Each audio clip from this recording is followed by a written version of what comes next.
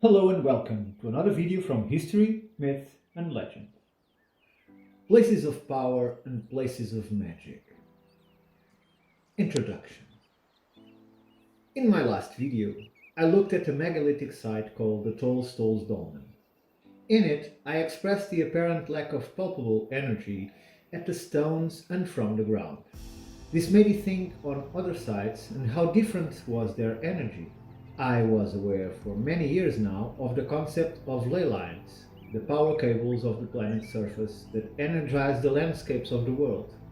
But it was only after the research for this video that I realized that what I saw as a significant but quite straightforward subject was not that simple after all. So in this video, I intend to try and differentiate the typology of energy of landscape features and ancient sites, and make reference to a very special one that, to me, is one of the largest man-made projects to collect, amplify, and use this energy from a magical point of view. Before going into the data, I think important to mention that it seems clear that these lines or paths were known to almost, if not all, ancient and oldest of cultures. For example, to the German tribes, they were known as sacred lines, to the Irish as fairy paths, to the Chinese dragon lines, to the Peruvians spirit lines, and to the Australian Aborigines as song paths. Most that dwell into these matters think that not only these lines were known to them, they also knew that it is where they intersect that they became of particular significance, although most believe that their interest is only of spiritual nature. Places of power. Let's see how these energies or powers are named and described. The Schumann wave. The Schumann wave or Schumann frequency is the name given to the frequency which is generated by the Earth as it rotates on its axis.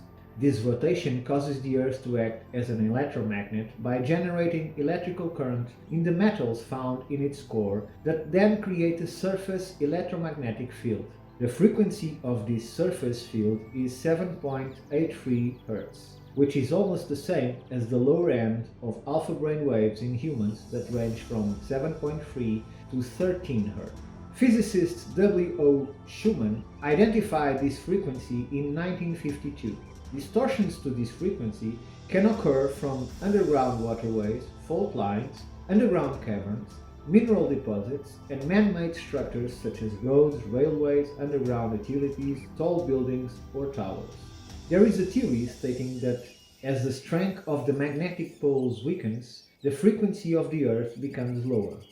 This lower frequency causes changes to the ley lines that can produce effects on life forms and even over the morphology of the landscape. Telluric current. Sometimes called earth current, it's a natural electric current flowing on and beneath the surface of the Earth. These currents are generally following a direction parallel to the Earth's surface. They arise from charges moving to obtain equilibrium between regions of different electric potentials. These differences are, in their turn, set up by several conditions, including very low-frequency electromagnetic waves from space, particularly from the magnetosphere incidents upon the Earth's surface, and moving charged masses in the ionosphere and the atmosphere. Telluric currents are often used by geophysicists to map subsurface structures, such as sedimentary basins, layered rocks, and faults. An anomalous current density or gradient may be indicative of a subsurface structural feature. The Hartmann grid. Commonly known as the global grid, it's generated by the Earth's magnetic field as it is influenced by the Sun. First identified by Ernst Hartmann in 1950 and later described in detail in his book, you can see the name in the screen, that translates to illness as a location problem. These lines are thought to run in a north to south direction as well as east to west. The Curry grid. Although discovered by Siegfried Wittmann in 1950, it was only published 2 years later by Manfred Curry, an American doctor born in Munich, known to have been an enthusiastic sailor, author, and inventor that ended up giving the name to this grid as an homage for publishing Wittmann's grid in 1952.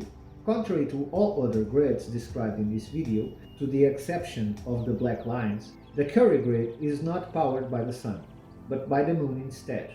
That is believed to influence the strength of this grid accordingly to its phase. As such, Whitman saw it stronger during the full moon and weakest at new moon phase.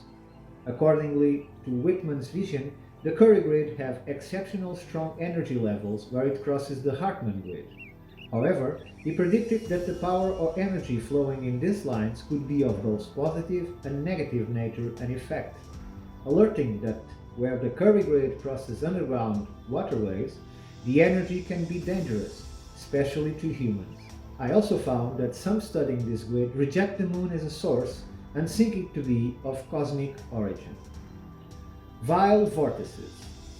Although not the only one attempting to understand this grid, it was Ivan T. Sanderson, the Scottish biologist and writer that coined the term and field of cryptozoology, that ended up being known for it. Starting with a polyhedron of 20 faces, icosahedron, and applying its shape to the Earth's globe, he found they matched with places surrounded by mystery. He exposed this idea in his 1972 article, The 12 Devils' Graveyards Around the World, where he proposed 12 areas, 72 degrees apart from one another, that coincidentally or not, were and are still places where several reports of unexplainable disappearance keep surfacing. He thought them to be divided by 5 sites, all at the same latitude of 19.47 degrees north, and other 5 located on the same latitude but south of the equator. As for the remaining 2, he placed them on the north and south poles. He called these areas as vile vortices. I ask your attention for yet another appearance of the number 72. These are the 12 identified locations. On the north, the Bermuda Triangle, at Mohenjo-Daro, Pakistan, the Devil's Sea, also known as the Dragon Triangle, Japan, Hamakulia, an underwater volcano in Hawaii, and the megalithic ruins of Algeria. On the south, we have the South Atlantic Anomaly, the megaliths of Zimbabwe, Wharton Basin, northeast quarter of the Indian Ocean, the Hebrides Trench in the Fiji Islands, and the Easter Islands. The 2 remaining ones are the North and South Poles. The Becker and Hagen's Grid. This grid has a more complex story that starts in the early 70s, 1 year after the Sanderson article, when a Russian team of scientists that had developed a similar grid decided to build upon Sanderson's work and take it one step further. In order to do this, they increased the complexity by overlaying a combination of icosahedrons and dodecahedrons over Sanderson map, this time lining up features like seismic zones, ocean ridge, gravitational anomalies, the known ancient civilization sites, and routes used by migratory animals. However, it was a collaboration and further development done by Bill Becker and Bette Higgins that ended up giving the name to it. What they did was superimposing an R. Buckminster Fuller spherical polyhedron over the Russian planetary grid map. This then became known as the Becker and Higgins grid. The Black Lines. Black lines are a more obscure line of knowledge within what is now an already discredited area of research that archaeologists and scientists regard as an example of pseudo-archaeology and pseudoscience. These black lines were understood as a naturally occurring flow of negative energy that forms no real pattern nor flows within a grid formation, unlike the other types of energy here described. It has still no identifiable origin. These lands tend to be focused in specific areas and independent of one another, sometimes being 1 mile or more wide and others having countless seam lines within the same mile. Now finally, but not least in interest, the potential portals. Portals as openings to other dimensions or wormholes to other universes are thought to exist at a particular strong intersections of ley lines. Various anomalies, including UFOs, ghosts, and cryptids, have been reported at specific points around the globe. These specific points are generally located at places where ley lines cross and their energies mix. Places of magic. Now that we've looked at the main theories attempting to explain this phenomenon, I will now speak of one site that, as far as I know, is one of the largest and more complex use of these grids. It encompasses an area of at least 30 square kilometers or 11.5 square miles. In this area, the natural energy of all the above mentioned grids was harnessed, amplified, and used for ritualistic initiations and magic purposes that can still be felt by even the most insensitive of humans. Also important to mention is that this massive terraforming project was performed in a short period of time and that it was not a work of the ancient past, but from the 19th century. I speak of Sintra Natural Park, a place that receives about 3.5 million visitors each year. Although no one can live untouched by this place, the narrative used by historians and guides alike rarely mentions it while explaining the various sites. However, when it is mentioned, it's only partially described and nothing of magic or energy is ever mentioned, except as curiosity, something performed and incorporated in the buildings by the eccentric and unendingly rich, but even so, only where it is impossible not to mention it. This is how this place of magic came to be. It all started with the arrival of two key figures, Ferdinand II of Portugal, a prince of the Austrian court born in Vienna, and Sir Francis Cook, an extremely rich and influential Englishman. They both read Lord Byron's poem, Childe Harold's Pilgrimage, part of which was written in and about the land they wished to transform. Byron was dazzled by what he saw and called it a glorious paradise, an expression that, to this day, continues to be used by tourism agencies and guides. However, what Byron saw is not what we can see today. At the beginning of the 19th century, Sintra, a mountain with a peak altitude of 519 meters or 1700 feet, extending for 11 kilometers, nearly 7 miles, had already been chosen by monks that settled in its highest point, thus called as Eagle Nest, that you can see in my video A Convent, Two Sisters and Dolmen in the link above, and on another location making use of larger dolmen-like structures that they transform in what today is the Capuchus Convent, that I have visited many times in the past, but that I have yet to record in video. The mountain was then a barren landscape of little to no trees, and where large boulders of stone seemed to flow from hilltops like rivers from waterfalls, and where even shepherds struggled to feed their herds. Few to none of these innumerous tourists, that are 80% foreign and 20% domestic, realize that the exuberant vegetation we see today is neither a remnant of the primitive forest that once was before utterly ravished by man for economical purpose, nor the result of natural processes of regrowth and reforestation. Mind that this also includes all the now known fauna, not only its flora. All of what we see today was a grand plan made with the initiatic principle in mind. It included the landscape, its biome, and also what lays beneath it, with miles and miles of tunnels excavated and connecting all sites, wells, and places of ritualistic or energy interest, like the Moon Mound, where druids still gathered in relative secret some decades ago. Also underground, they created water channels that then ended in many private and specially tuned waterfalls and fountains and lakes that can be found all over the mountain. If you relate this with the several grids previously mentioned, you'll see how deep was their knowledge and will to harness the complete spectrum of energy.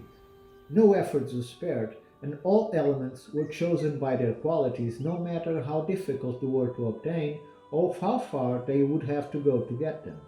For instance, trees from the Nordic coniferous forests to plants from Australia and New Zealand, passing through some American species, and camellias from the Himalayas, azaleas from China, rhododendrons from the Alps, and even cactus from Mexico. All this is described by historians as a friendly competition between the consort king and Sir Francis. While the former established himself in the Pena area, Sir Francis worked the area known as Montserrat. Later on, several major players came into the game. As soon as the word spread across the elitist clubs around the world, Masons, Rosicrucians, Merovingians, and alike concentrated themselves in this area, some openly, but most in hiding. In Sintra, they all found a haven for both safety and knowledge, and more importantly, where they could make free use of the practical side of their art. Their combined influence shaped not only the mountain, but the Kingdom of Portugal itself. One of these individuals to do it openly was António Augusto Carvalho Monteiro, a very wealthy man that built one of the most enigmatic palaces and palace grounds that the world has ever seen, the Regaleira Estate, the last piece in the attempt to master the energy for a specific purpose.